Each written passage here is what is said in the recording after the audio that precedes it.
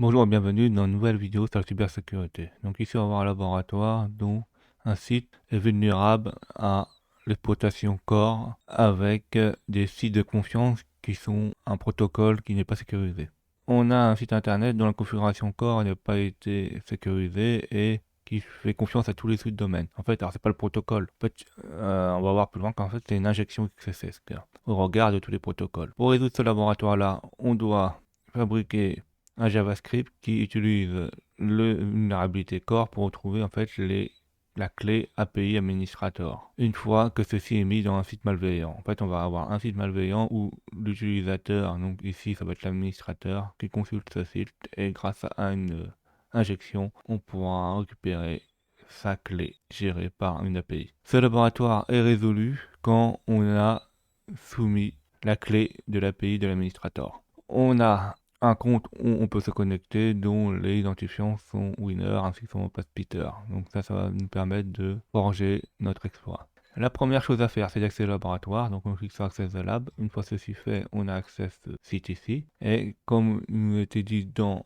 le résumé, il faut voir comment fonctionne l'injection et tout ça grâce au compte de Winner. Donc on va se connecter sur celui-ci. Donc on va dans My Account. On met l'identifiant là, l'username c'est Winner ainsi que son mot de passe Peter.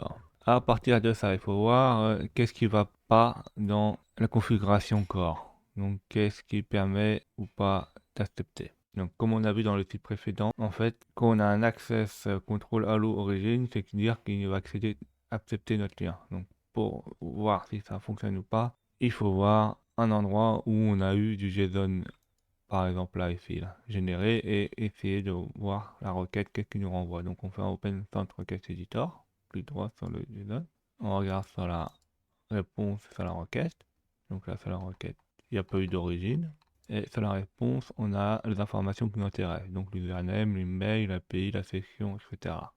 Donc regardons si on peut la manipuler ou pas. Donc la première chose qu'on va mettre, la première chose qu'on va crafter, c'est une origine sur un site random. Donc là, on a un référeur. Donc par exemple, on le met en dessous de référeur. On va voir pourquoi ça n'a pas d'importance. On tape origine. Et là, on va dire que le site, il vient d'où? Bah, d'un site random, par exemple, HTTP. On met un test.com et on envoie. Et regardons ce qu'on a. Et là, ça fonctionne, mais le problème, c'est qu'on a un access control allo credential true, mais on n'a pas l'access control allo origin. Donc, ça veut dire que ça fonctionne pas. Le protection core ne nous a pas laissé passer.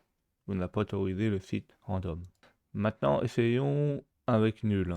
Des fois, dans les développements, on met sur le site nul pour faire des...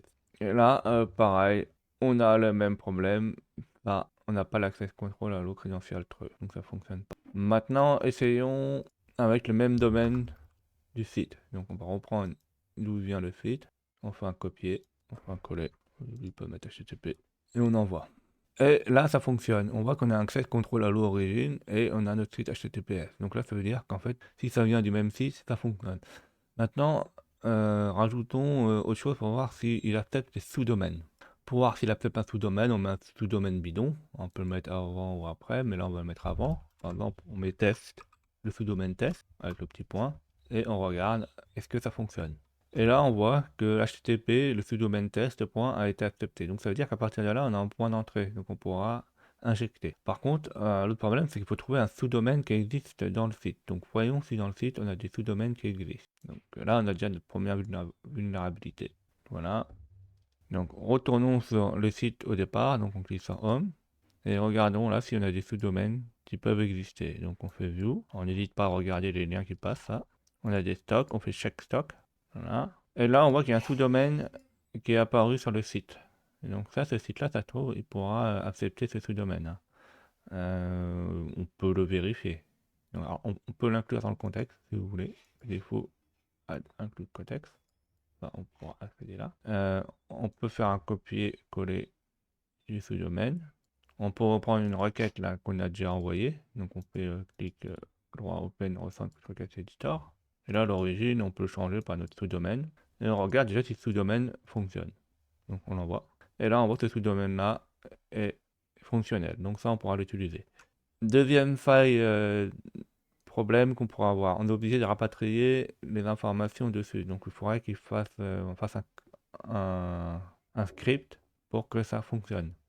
Donc il faut qu'il soit vulnérable au XSS. Donc comment tester ceci? Et bien en faisant une alerte.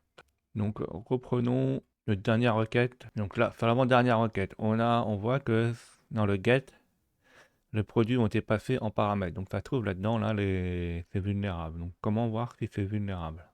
Alors, comment nous vérifier qu'il y a une faille XSS? Donc on va mettre for pause, on va checker les stocks là, et là on voit qu'il y a une fenêtre qui apparaît.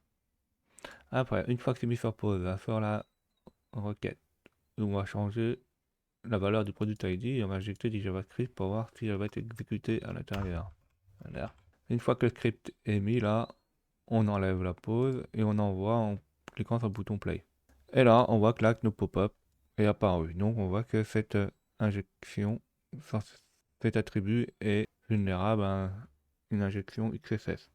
Donc une fois qu'on sait que on peut utiliser le subdomaine pour outrepasser la protection core et en plus on peut faire une injection XSS, on pourra à partir d'un serveur malveillant, le nôtre, récupérer les informations de l'administrateur. Donc il faut aller sur go-serveur et il faut forger le script. Alors, je vous explique le script.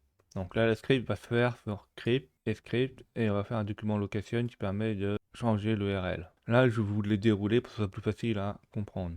En premier, on fait un document location. Donc là, on va utiliser le lien du stock qui permet d'injecter la faille XSS. Et dans cette faille XSS, on va mettre le script qui récupère l'appliqué d'administrateur ou la personne qui va visiter ce site-là. Non. Dans product ID, donc il a mis égal 4. On met le script. Dans le script, qu'est-ce qu'on fait? On crée un objet requête new XML HTTP request qui va récupérer les données JSON, donc faire une requête. Une fois ceci, il va la charger une fois que la requête sera faite et il va exécuter notre fonction requête listener qui en fait va envoyer les informations de l'administrateur dans les logs. Donc là on voit log égale key dans les access logs. Mais avant de ceci, ce fait, il faut récupérer les informations. Donc les informations vont être récupérées après. Donc là il fait une requête open, donc il va faire une requête de type get pour récupérer les informations sur la compte. Donc un compte détail true. Et true fait que ce sera de manière asynchrone. Donc en fait elle va pas attendre que la requête soit finie, par exemple ici là, pour s'exécuter. Elle va s'exécuter de façon parallèle. Request with credential true. En fait, il va mettre comme tout à l'heure là, il va mettre le allow, le access control allow with credential. Ça, il va le mettre en vrai pour qu'on puisse accéder aux informations. Et une fois que ceci est fait là, il va envoyer la requête pour avoir les informations. Et c'est bon. On va faire copier-coller. Donc on va prendre pas la version que j'ai expliqué, mais la version tout est condensé et encodé. Et là, on aura des choses à modifier, on aura nos liens à récupérer. Donc, le premier lien à récupérer, en fait, c'est document location. Donc, en fait, là, c'est où il y a les stocks, le sous-domaine qui est vulnérable au corps pour exécuter notre script en JavaScript. Donc, récupérons le lien qui est vulnérable. Donc, prenons par exemple le premier où on a été, encore. On modifie et on fait copier-coller. Après, on a besoin de récupérer le lien qui permet de récupérer les informations, les appliquer par exemple de l'utilisateur qui va visiter notre site malveillant, par exemple l'administrateur. Donc là c'est notre simple laboratoire. Donc en fait c'est le HTTPS celui-ci. Donc ça on le récupère au .net. Et on fait copier-coller. Après, à la fin là, comme on avait dit, on a besoin de renvoyer les informations qu'on a récupérées sur le compte de l'utilisateur qui utilise notre site sur les logs qui sont aussi. Donc il faut le site malveillant. Donc on le récupère là. Donc exploit jusqu'à net. Et on copie-coller. Une fois que ceci est fait, on envoie ce site-là à notre victime. Donc on fait deliver exploit to victime. Et une fois que c'est fait, normalement, dans les logs, on devrait trouver les informations. Donc on va dans les logs. Et là, on voit plusieurs adresses IP qui ne sont pas les nôtres. Et ça, c'est l'adresse IP de la victime. Donc regardons si on a récupéré quelque chose dans le log key. Donc là, oui, on voit qu'on a récupéré des choses. On voit qu'on a récupéré l'administrateur, l'email et la clé API qui permet de récupérer l'identifiant, permet de récupérer l'API de l'administrateur. Donc faut faire gaffe, il y a les caractères encodés.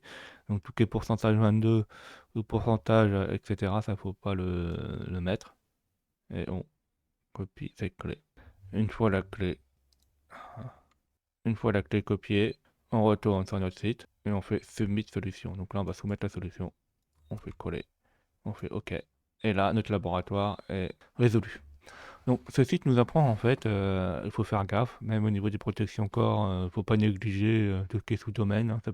Ça peut permettre de lancer une attaque, et en plus là c'est que c'est la combinaison de plusieurs vulnérabilités qui nous permettent de faire ceci. Donc ça ne veut pas dire que par exemple demain, c'est pas parce que Core il accepte quelque chose qu'il ne pourra pas être exploité sans une vulnérabilité qu'on découvre un autre jour. Donc c'est le cumul souvent de plusieurs vulnérabilités qui fait qu'on arrive à faire ce genre d'exploit. Donc il faut faire attention à tout corriger et à pas négliger certaines vulnérabilités parce qu'en fait elle n'est pas exploitable le premier jour et qu'elle peut être exploitable un autre jour à partir d'autres interactions. Merci d'avoir vu cette vidéo, n'oubliez pas de mettre des pouces bleus et de vous abonner.